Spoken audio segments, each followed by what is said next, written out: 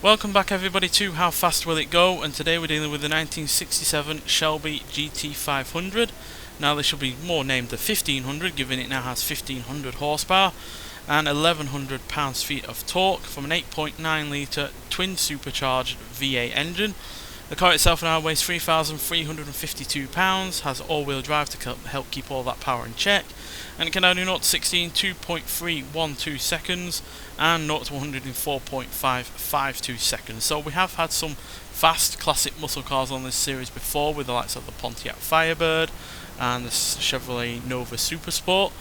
But whether or not this will be quick as those, we'll have to see. I'm pretty sure those two cars had the 1750 horsepower V8 engine in them, so obviously we do have a little bit less power than that, but still, hopefully, despite the lack of aerodynamic shaping on this car, we'll do pretty well. So let's get out there and see what it can do. So it's certainly no slouch in terms of acceleration, as you can see. The big test for this though is going to be whether or not you can handle all of this extra speed and power, because obviously it was never meant for going these kind of speeds before.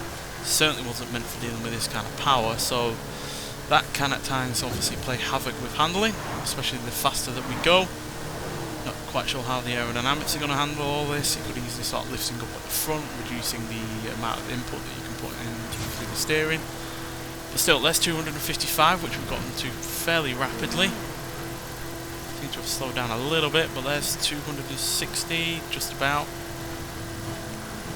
Obviously slowed down a little bit for that corner. Yeah, there is a decent amount of grip, but you know, it does feel at the end of the day like the rear end does want to step out, which is not helpful. There's 255 again. Come on, let's get back to our original top speed so far at 260. Come on. There we go. Right, we're going to gain speed down this downhill section, but as per usual, it's whether or not we can maintain that speed after the fact, rather than relying on gravity. There's 267. Drop back to 265. Go up to 266 again. Yep. Right at the rev limiter though, as you can see it's bouncing. But yeah, 266 mile an hour is the best that we've got, which granted is nowhere near as fast as some other muscle cars from the same period as this.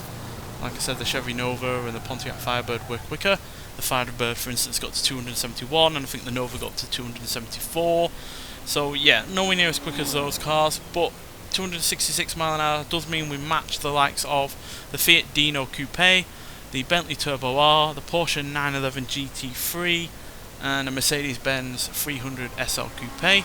We're quicker than the Ford Supervan 3, the ATS GT, a Mazda 323 GTR, a Cupra Tavascan Concept, a Lotus Esprit Turbo, and a Lamborghini Countach LPI 800-4, which, despite being a very impressive looking car, is still the third slowest vehicle that we've had on this series. And we're also 1 mile an hour behind the likes of a Dodge Charger from 1970, as well as a Hot Wheels Pontiac Firebird Trans Am Custom, and a McLaren Artura and an AMC Javelin AMX managed 2 mile an hour quicker than us as well. So yeah, nowhere near as quick as some classic muscle cars in this series, but we are quicker than some more modern vehicles, even if they are still classics technically, even though they are slightly newer than we are. But yeah, I think the lack of horsepower in comparison to some other muscle cars that we've had on this series, like I said, I think they had the 1750 horsepower V8, while also not being the most aerodynamic vehicle in the world, certainly did not help. So yeah, but fairly reasonable in terms of gaining the speed, but the handling wasn't all there either, and yeah, obviously the top speed isn't as good as we could have had from, say, other vehicles of a similar type. But nonetheless, thank you for watching, and I'll see you in the next one. Bye.